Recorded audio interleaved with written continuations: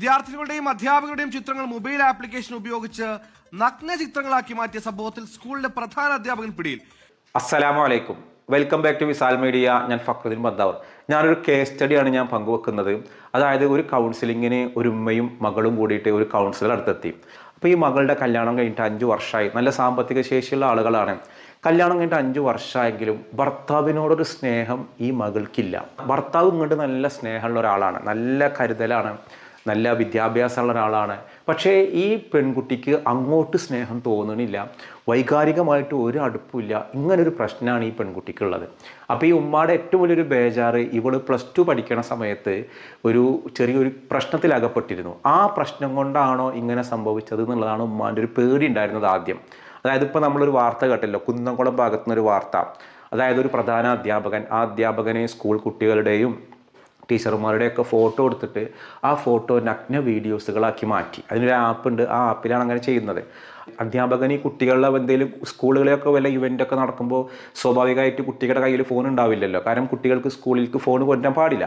അപ്പോൾ അധ്യാപകൻ്റെ ഫോണിലാണ് എല്ലാ പരിപാടിയും വീഡിയോ എടുക്കുക. ഫോട്ടോസും വീഡിയോസൊക്കെ എടുത്തിട്ട് അവസാനം സ്കൂൾ ഗ്രൂപ്പിൽ വിടലാണ്, ക്ലാസ് ഗ്രൂപ്പിൽ വിടും.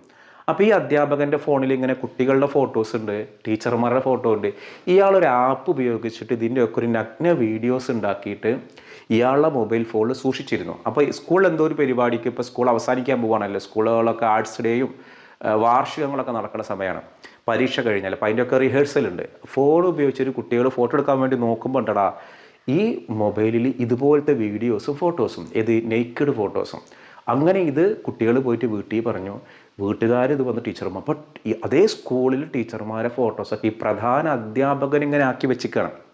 അങ്ങനെ അയാൾ എന്നാലും പോലീസ് അറസ്റ്റ് ചെയ്തു. കഴിഞ്ഞ ദിവസമാണ് ഒരു പരാതി പോലീസിൽ എത്തുന്നത്. അത് നിർണായകമായ ചില ദൃശ്യങ്ങളോടുകൂടി അല്ലെങ്കിൽ മൊബൈൽ ഫോട്ടോകളോടുകൂടിയാണ് പോലീസിൽ ഈ പരാതി എത്തുന്നത്. ഈ ഡോക്ടർ സജു വർഗീസ് സ്കൂളിലെ പ്രിൻസിപ്പളാണ്. ചില കുട്ടികൾക്ക് മൊബൈൽ ഫോണിൽ ഫോട്ടോ എടുക്കാനായി കൊടുക്കുകയായിരുന്നു. ഈ സമയമാണ് ഈ ഫോൺ നോക്കിയ സമയത്താണ് കുട്ടികളുടെ ശ്രദ്ധയിൽ ഇത് പെട്ടത്. കുട്ടികളുടേത് മാത്രമല്ല, അധ്യാപകരുടേതും ഇത്തരത്തിൽ മൊബൈൽ ആപ്ലിക്കേഷൻ ഉപയോഗിച്ച് ചിത്രം മോർഫ് ചെയ്ത രീതിയിൽ നഗ്ന ചിത്രങ്ങളായി സൂക്ഷിച്ചിരിക്കുന്നത് ശ്രദ്ധയിൽപ്പെട്ടത്. ഉടൻ തന്നെ അവിടുത്തെ രക്ഷകർത്താക്കളും അധ്യാപകരും പരാതി നൽകുകയായിരുന്നു. ഈ ദൃശ്യങ്ങൾ സഹിതമാണ് പരാതി നൽകിയിരിക്കുന്നത്. ഇയാളുടെ ഫോൺ പോലീസ് പിടിച്ചെടുത്തിട്ടുണ്ട്. എന്തായാലും കഴിഞ്ഞ ദിവസമാണ് അറസ്റ്റ് രേഖപ്പെടുത്തിയത്. പ്രത്യേകിച്ച് പെൺകുട്ടികളെ നിങ്ങൾ വിചാരിക്കും നിങ്ങളുടെ ഫോട്ടോസ് അധ്യാപകരാണ്, ആരാണെങ്കിലും അന്യ ആളുടെ കയ്യിൽ കൊടുക്കുന്നൊരു സാഹചര്യം ഉണ്ടാവരുത്. കാസർഗോഡ് നിന്ന് 35ഓളം പെൺകുട്ടികളുടെ ഫോട്ടോസാണ് സ്റ്റുഡിയോക്കാരൻ എടുത്തിട്ട് ഇങ്ങനെ ആക്കിയത്. അപ്പോൾ ഇന്നത്തെ ഒരു കാലത്ത് ഡീപ്പ് ഫേക്ക് ഫോട്ടോസ് ഉണ്ടാക്കുക, AI ഉപയോഗിച്ചിട്ട് വ്യാജ നഗ്ന വീഡിയോ ഉണ്ടാക്കുക, എല്ലാത്തിനും സാധ്യത ഉണ്ട്. അപ്പോൾ നമ്മൾ നല്ല രൂപത്തിലാണ് ഫോട്ടോ എടുക്കാൻ വേണ്ടി പോവുക, പക്ഷേ ആ ഫോട്ടോ കൊണ്ട് എന്ത് ചെയ്യും, അങ്ങനെ മിസ്യൂസ് ഉണ്ട്. അതുകൊണ്ട് നമ്മൾ ഇൻസ്റ്റയിലും മറ്റൊക്കെ ഫോട്ടോസ് ഇടുമ്പോൾ പബ്ലിക്കാക്കി ഇടുന്നത് ശ്രദ്ധിക്കുക. ഞാൻ അതിൻ്റെ കൂടെ പറഞ്ഞതാണ്.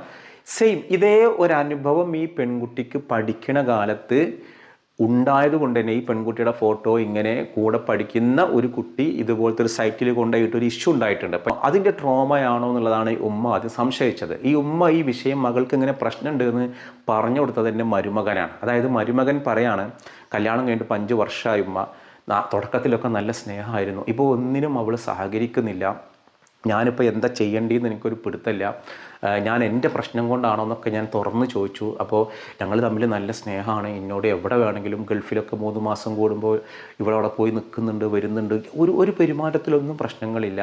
ഇങ്ങനെ എന്നോട് ഭയങ്കര അകൽച്ചയാണ്, ഞാനൊന്ന് തൊടുന്ന സമയത്ത് എന്തോ ഒരു പുഴു അരിക്കണ പോലെയാണ്, അവൾക്ക് ഭയങ്കര പ്രശ്നങ്ങളാണ്, അവൾക്കിനി വല്ല റിലേഷൻഷിപ്പ് ഉണ്ടോ, വല്ല പ്രണയം ഉണ്ടായിരുന്നോ. അപ്പോൾ ഈ ഉമ്മ കരുതിയത് പഠിക്കണ സമയത്ത് ഇങ്ങനെ ഒരു ഇഷ്യൂ ഉണ്ടായിട്ടുണ്ടല്ലോ, അതിൻ്റെ ട്രോമ കാരണം ആയിരിക്കുമോ എന്ന് കരുതിയിട്ട് ഉമ്മ മനസ്സമായി. അപ്പോൾ ആൾ പറഞ്ഞു അതൊന്നും പ്രശ്നമില്ല.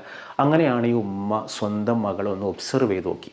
ഒബ്സർവ് ചെയ്ത് നോക്കുമ്പോൾ ഈ മകൾ എപ്പോഴും ഫോണിലെപ്പോഴും ഉണ്ടായിക്കോട്ടെ, ഹസ്ബൻഡുമായിട്ട് ഗൾഫിലുള്ള സംസാരിക്കല്ലേ, നോക്കുമ്പോൾ ഹസ്ബൻഡുമായിട്ടല്ല സംസാരിക്കുന്നത്, കൂടെ പഠിച്ചവരുടെ ക്ലാസ്മേറ്റിൻ്റെ ഗ്രൂപ്പുണ്ട്, അതിലുള്ള ആളുകളുമായിട്ടാണ് സംസാരം. അങ്ങനെ ഉമ്മ വളരെ തന്ത്രപരമായിട്ട് ഈ മകളുടെ ഫോണുകളൊക്കെ ചെയ്ത് നോക്കുമ്പോൾ വളരെ സെക്സി ചാറ്റിംഗ് ഒക്കെ നടത്തുകയാണ്. അതോടുകൂടി ഉമ്മക്ക് മനസ്സിലായി, കാര്യത്തിൻ്റെ ഗൗരവം മനസ്സിലായി. അങ്ങനെയാണ് ഇത്രയും കൗൺസിലർ അടുത്തേക്ക് ആരെ കൊണ്ടുപോകണത്, ഈ ഒരു മകളുമായിട്ട് ഉമ്മ പോകണത്. ഇനി എന്താണെന്ന് അറിഞ്ഞുകൂടാ, എനിക്കെൻ്റെ ഭർത്താവിനോട്, എൻ്റെ ഭർത്താവ് എനിക്കെല്ലാം ചെയ്തു തരാറുണ്ട്, നല്ല സ്നേഹമുള്ള ഒരാളാണ്, എനിക്ക് വേണ്ടിയിട്ട് മരിക്കാൻ വരെ അയാൾ തയ്യാറാണ്, എൻ്റെ കാര്യം കഴിഞ്ഞിട്ട് അയാൾക്കുള്ളൂ, എനിക്ക് വീട്ടിലാണെങ്കിൽ എൻ്റെ മദർ ഇൻ ലോ പ്രശ്നമില്ല, ഫാദർ ഇൻ ലോ പ്രശ്നമില്ല, ആരും പ്രശ്നമല്ല. പിന്നെ എന്താണ് പ്രശ്നം എന്ന് ചോദിക്കുമ്പോൾ അതാണ് എനിക്കും പിടികിട്ടാത്ത. അപ്പോൾ ഈ ഒരു സ്ത്രീ നന്നായിട്ട് പഠിച്ച് നല്ലൊരു ആർക്കിടെക്ടറൊക്കെ ആയിട്ട് വർക്ക് ചെയ്തിരുന്ന സമയത്താണ് ഇതിൻ്റെ കല്യാണമൊക്കെ നടന്നത്. ഒരു സ്ത്രീ പറയുന്നത് എനിക്കങ്ങനെ തോന്നുന്നില്ല എന്നുള്ളതാണ്. ഹസ്ബൻഡ് സംസാരിക്കുമ്പോൾ ഹസ്ബൻഡിനോട് വളരെ കുറഞ്ഞ നേരെ സംസാരിക്കുള്ളൂ. കുറച്ചേറെ സംസാരിക്കുമ്പോൾ ഭയങ്കര ഇറിറ്റേഷൻ വരികയാണ്. പിന്നെ അയാൾ തൊടുന്ന സമയത്ത് നമുക്കൊരു അന്യൊരാൾ തൊടുന്നത് പോലത്തെ ഒരു ഫീലിംഗ്, നമ്മുടെ ഉള്ളിലൊരു ഫീലിംഗ് വരണ്ടേ. അപ്പോൾ ഇനി ഹോർമോൺ പ്രശ്നമാണോ? അങ്ങനെ ഹോർമോൺ പ്രശ്നമൊന്നുമില്ല. അപ്പോൾ ഒരു പെൺകുട്ടിയുടെ ഉള്ളിലൊരു സ്വപ്നം നല്ല ഒരു ജോലിയൊക്കെ വാങ്ങി നന്നായിട്ടൊരു ഫിനാൻഷ്യൽ ഇൻഡിപെൻഡൻ്റ് ആയിട്ട് ജീവിക്കണം എന്നുള്ളൊരു ആഗ്രഹമാണ് അവർക്കുണ്ടായിരുന്നത്. അങ്ങനെ അവർ പഠിച്ച് നല്ലൊരു ആർക്കിടെക്ടറൊക്കെ ആയി. അങ്ങനെ സമയത്ത് കല്യാണമൊക്കെ കഴിഞ്ഞപ്പോൾ ഭർത്താവിൻ്റെ വീട്ടുകാർ വലിയ സമ്പന്നരാണ്, ഇവരും സമ്പന്നർ തന്നെയാണ്. അപ്പോൾ അവിടുത്തെ ഒരു വാപ്പുണ്ട്, ആ ഭർത്താവിൻ്റെ വാപ്പാൻ്റെ ഒരു ഡിമാൻഡ് ഇങ്ങനെ ഈ കല്യാണമൊക്കെ കഴിഞ്ഞിട്ട് പെൺകുട്ടികൾ ഇങ്ങനെ ജോലിക്കൊക്കെ പോകാമെന്ന് പറഞ്ഞാൽ അങ്ങനെ ഒരു കിട്ടുന്ന സാലറി കൊണ്ട് നമുക്ക് ജീവിക്കണോ? അപ്പോൾ എല്ലാ സൗകര്യങ്ങളില്ലായ്മയല്ല, പക്ഷേ ഉള്ള കുറച്ച് സൗകര്യം ആയിക്കോട്ടെ, അത് അവനവൻ അധ്വാനിച്ചുണ്ടാക്കുന്ന ഒരു സ്പേസ് ആണല്ലോ. അതാണ് ഈ പെൺകുട്ടി സ്വപ്നം കാണുന്നത്, അല്ലാതെ വലിയ കാറോ അല്ലെങ്കിൽ വലിയ സൗകര്യങ്ങളോ അല്ല. ഇത് കിട്ടാതെ വന്നപ്പോൾ ഇതിൻ്റെ ഉള്ളിൽ ഒരു ദേഷ്യം, ഒരു വെറുപ്പ് ആരോടുണ്ട്? ഭർത്താവിനോടുണ്ടായി. കാരണം ഭർത്താവ് പറയണത് എന്താണ്, വാപ്പ എന്താ പറയണത്, അതിൻ്റെ അപ്പുറത്തേക്ക് നീങ്ങുന്ന ഒരാളല്ല. അയാൾ സ്നേഹവും അല്ല കരുതലൊക്കെ ഉള്ള ആൾ തന്നെയാണ്. കാരണം വാപ്പാനെ ധിക്കരിച്ചിട്ട് നടക്കാനൊന്നും അയാളെ കൊണ്ട് പറ്റൂല. അപ്പോൾ ഭാര്യ ആഗ്രഹിക്കുന്നത് പോലത്തെ ഒരു ലൈഫിലേക്ക് ആരും സമ്മതിച്ചില്ല, ഈ ഹസ്ബൻഡ് സമ്മതിച്ചില്ല. അപ്പോൾ ഇവളുടെ ഉമ്മയും പറഞ്ഞു, മോളെ എനിക്ക് സുഖമല്ലേ, എനിക്ക് എല്ലാ സൗകര്യം, കാർ എനിക്ക് എടുത്തു തന്നിട്ടുണ്ട്, സ്കൂട്ടി ഉണ്ട്, എല്ലാത്തിനും ആളുകളുണ്ട്, സൗകര്യങ്ങളുണ്ട്, എന്ത് ചോദിച്ചാലും കിട്ടുന്നുണ്ട്, നീ എന്തിനാണ് ജോലി, എന്തിനാണ്?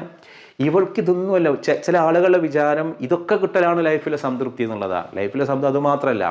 അപ്പോൾ നല്ലൊരു ജോലിക്കുള്ള ഒരവസ്ഥ ഉണ്ടായിട്ട് ഒരു ജോലി ചെയ്തിരുന്നത് കണ്ടിന്യൂ ചെയ്യാൻ സമ്മതിക്കാതിരിക്കുക, അതുമൂലമുണ്ടായ ഒരു അസ്വസ്ഥത മനസ്സിൻ്റെ ഉള്ളിലൊരു വെറുപ്പായിട്ട് ആരോട് മാറി? ഈ ഹസ്ബൻഡിനോട് മാറി. വെറുപ്പുള്ളിൽ വന്നു കഴിഞ്ഞാൽ പിന്നെ അയാളുടെ അടുത്തുള്ള സാമീപ്യവും സ്നേഹമൊക്കെ നമ്മുടെ ഉള്ളിൽ തോന്നുന്ന ഇറിറ്റേഷനും പല കുടുംബങ്ങളിലും ഈ പ്രശ്നങ്ങൾ കാണാം.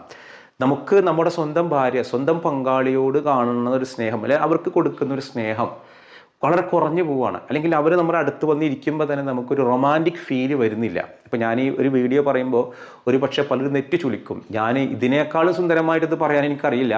പല കുടുംബങ്ങളിലും ഫീൽ ചെയ്യുന്ന ഒരു അനുഭവമാണ് ഞാൻ പറഞ്ഞത്. അപ്പോൾ ഇതിൻ്റെ പ്രശ്നം കിടക്കുന്നത് അടിസ്ഥാനപരമായിട്ട് അവരുടെ ഉള്ളിലുള്ള ഒരു ഇമോഷൻസ് എന്താണ്, അത് വളരെ സത്യസന്ധമായ സ്നേഹമാണെങ്കിൽ മാത്രമാണ് ഇത് വർക്ക് ചെയ്യുള്ളൂ, ഈ ഒരു അടുപ്പം, ഒരു റൊമാൻറ്റിക് ഫീൽ ചെയ്യുള്ളൂ. ഫലം ഇവിടെ അത് പോയത് അത് മാറ്റിയെടുക്കലാണ് പിന്നെ വേണ്ടത്. അതിനാദ്യം എന്ത് വേണം? അവളൊന്ന് അവളുടേതായ രീതിയിൽ സന്തോഷത്തിൽ അവൾ ആഗ്രഹിച്ച, പഠിച്ച, മുമ്പ് ചെയ്തിരുന്ന ജോലി കണ്ടിന്യൂ ചെയ്യണം. അല്ലെങ്കിൽ അത് സന്തോഷത്തോടെ ഒഴിവാക്കണം. ഇതൊരു ഫോഴ്സ് ചെയ്തിട്ടാണ്. നമ്മൾ പല വാർത്തകളും കേൾക്കുന്ന പല ദുർമരണങ്ങളും ഇതൊക്കെ ചെന്ന് എത്തുന്നത് എവിടുന്നാണ്? ഇത്തരം ഒരു സ്നേഹമില്ലായ്മ ഭാര്യയ്ക്കും ഭർത്താവിനിടയിൽ വർക്കൗട്ടാവും. അത് വർക്കൗട്ട് ആകുമ്പോഴാണ് മറ്റാൾ എന്ത് ചെയ്യുക, ഇത് വരിക. കാരണം കാമുകയോടുള്ള സ്നേഹം വളരെ സുന്ദരവും ഭാര്യയോടുള്ള സ്നേഹം ഒരു ജാതി അസ്വസ്ഥതയാവണം. എന്താണെന്നറിയോ? കാമുകി വല്ലപ്പോഴേ ഉണ്ടാവുള്ളൂ. ഇതെപ്പോഴും കിട്ടുന്ന സാധനമാണല്ലോ. അപ്പോൾ അതിനോടൊരു വെറുപ്പും ഒരു അകൽച്ചയും ഫീൽ ചെയ്യും. നമ്മുടെ ജീവിതത്തിൽ ഈ പ്രശ്നങ്ങളുണ്ടെങ്കിൽ നമ്മൾ ഭർത്താവിനെയോ ഭാര്യയെയോ അല്ലെങ്കിൽ മറ്റാരെയും കുറ്റപ്പെടുത്തണ്ട. നമ്മൾ തുറന്ന് സംസാരിച്ചിട്ട് നമ്മളതിന് പരിഹാരം കാണാം. ഈ ഒരു സംഭവത്തിൽ ഇവരുടെ വിഷയത്തിൽ അവർ പരിഹാരം കണ്ടു, അവരിന്ന് ഹാപ്പി ആയിട്ട് ജീവിക്കുന്നു. ഞാൻ ഈ കേസ് സ്റ്റഡി പറയാൻ കാരണം നമ്മുടെ ചുറ്റും സെയിം അനുഭവമുള്ള ഒരുപാട് ആളുകളുണ്ടാവും. സ്വന്തം ഹസ്ബൻഡിനോട് താല്പര്യമില്ലാതാവണതും അല്ലെങ്കിൽ ഭാര്യയോട് താല്പര്യമില്ലാതാവണം, ഉള്ളിൻ്റെ ഉള്ളിൽ സ്നേഹക്കുറവുള്ളതുകൊണ്ടാണ്. നല്ല സ്നേഹമുണ്ടോ, നല്ല വിശ്വാസമുണ്ടോ, അവിടെ റൊമാൻറ്റിക് ഫീൽ ചെയ്യും. അപ്പോൾ ആത്യന്തികമായിട്ട് നമ്മുടെ കുടുംബത്തിൻ്റെ ഒരു കെട്ടുറപ്പ് നിൽക്കുന്നത് അവിടെ നിന്ന് ഒന്ന് ട്രസ്റ്റ്, പരസ്പര വിശ്വാസം, പിന്നെ നമ്മുടെ എന്താ പറയുക, ഉപാധികളില്ലാത്ത അൺകണ്ടീഷണൽ ലവ് എന്ന് പറയും. അതായത് ഇന്നത് ചെയ്താലേ സ്നേഹം ഉണ്ടാവും, അങ്ങനെയല്ല. എന്ത് ചെയ്താലും ഇല്ലെങ്കിൽ നമുക്ക് ഉണ്ടാകുന്ന ഒരു സ്നേഹം ഉണ്ടാവണം. നമുക്കൊരു 1.5 വയസ്സുള്ള 2 വയസ്സുള്ള ഒരു കുട്ടി, 5 വയസ്സുള്ള ഒരു കുട്ടി, ആ കുട്ടിയോട് നമുക്ക് അതിൻ്റെ വാപ്പാക്കും മക്കളുടെ സ്നേഹം എന്താണ്? കണ്ടീഷണൽ ലവ് ആണോ? ഒരിക്കലും അല്ല. ആ കുട്ടി എന്ത് ചെയ്താലും ഇല്ലെങ്കിൽ നമുക്ക് അതിനോട് സ്നേഹമുണ്ട്. കുട്ടികൾ വലുതാവും തോറും ഇത് കണ്ടീഷണൽ ലവ് ആയിട്ട് മാറും. കുട്ടികൾ മോശമായി കഴിഞ്ഞാൽ അല്ലെങ്കിൽ പറഞ്ഞാൽ കേട്ടില്ലെങ്കിൽ നമുക്ക് അവരോട് ദേഷ്യം, വിരോധമൊക്കെ തോന്നും. പക്ഷെ ചെറിയ കുട്ടികൾ അങ്ങനെയല്ല, അത് അൺകണ്ടീഷണൽ ലവ് ആണ്. ആ ലവിലേക്കാണ് നമ്മൾ എത്തേണ്ടത്. അപ്പോൾ ഞാനത് ഈ വീഡിയോ കാണുന്നവർക്ക് ഒരു യൂസ്ഫുൾ ആയിക്കോട്ടെ എന്ന് കരുതിയിട്ടാണ് ഈ കേസ് സ്റ്റഡിയിലുള്ള ഈ സംഭവം ഞാൻ പറഞ്ഞത്. ഇതിനുപയോഗിച്ച ചിത്രങ്ങളൊക്കെ AI ചിത്രങ്ങളാണ്. കാരണം നിങ്ങൾക്കത് മനസ്സിലാക്കാൻ വേണ്ടി യൂസ് ചെയ്തത് മാത്രമേ ഉള്ളൂ. അപ്പോൾ ഇൻഷാ അല്ലാഹ് ഈ വീഡിയോ നിങ്ങൾക്ക് ഉപകാരപ്പെട്ടെങ്കിൽ നിങ്ങളുടെ താഴെ എന്ത് ചെയ്യുക, അഭിപ്രായങ്ങളൊക്കെ ഒന്ന് കമൻറ്റ് ചെയ്യുക. ഞാനിന്ന് ചോദിക്കുന്ന ഒരു ചോദ്യം, നമ്മുടെ തെരഞ്ഞെടുപ്പ് വരാൻ പോവുകയാണ്, നിയമസഭാ തെരഞ്ഞെടുപ്പ്. നിങ്ങളുടെ നാട്ടിലൊക്കെ സ്ഥാനാർത്ഥികളൊക്കെ റെഡിയായി, കാരണം നാമനിർദ്ദേശ പത്രിക കൊടുക്കേണ്ട സമയങ്ങളൊക്കെ കഴിഞ്ഞു. ഇപ്പോൾ ഏകദേശം ആരൊക്കെ മത്സരിക്കുന്നു എന്നുള്ളത് കൺഫേം ആയി കഴിഞ്ഞു. ഓരോരുത്തരും വ്യത്യസ്ത പാർട്ടിക്കാരുണ്ടാവും. UDFൻ്റെ ആളുകളുണ്ട്, അതേപോലെ LDFൻ്റെ ആളുകളുണ്ട്, ഇത് രണ്ടും അല്ലാത്ത മുന്നണിയുടെ ആളുകളുണ്ടാവും. ഓരോരുത്തരുടെ ഓരോ രാഷ്ട്രീയങ്ങൾ. ഞാൻ ചോദിക്കുന്ന ചോദ്യം ഇതാണ്, ഈ തെരഞ്ഞെടുപ്പ് കഴിഞ്ഞിട്ട് ഏത് ദിവസമാണ് വോട്ടെണ്ണൽ, ഇതിൻ്റെ റിസൾട്ട് എന്നാണ് വരിക എന്നുള്ളതാണ് ചോദ്യം. ആ ഡേറ്റ് എന്നാണെന്നുള്ളതാണ്, ആ മാസവും ആ ഡേറ്റുമാണ് പറയണത്. അതാണ് ഉത്തരവായിട്ട് നിങ്ങൾ കമൻറ്റ് ചെയ്യേണ്ടത്. മറ്റൊരു ദിവസം മറ്റൊരു വീഡിയോയുമായി വീണ്ടും കാണാം. അസ്സലാമു അലൈക്കും.